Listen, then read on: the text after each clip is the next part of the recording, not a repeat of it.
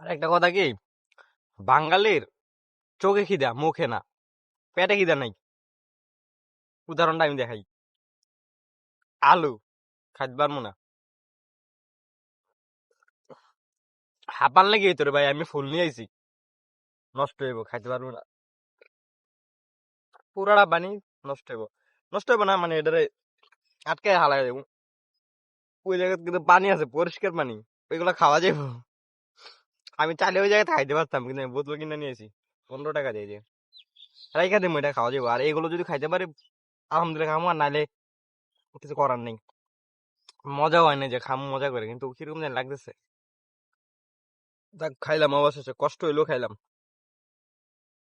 এটা একটা টিস্যু নিয়েছিলাম, এই যে টিস্যু।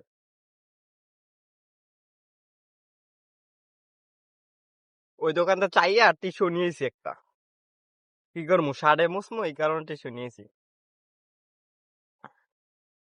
সবাই ভালো থাকবে না। বাচ্চাটা সবে নেই, আরো পাতম ইয়া চাটবো না, বাই, আল্লাহ হাফেজ।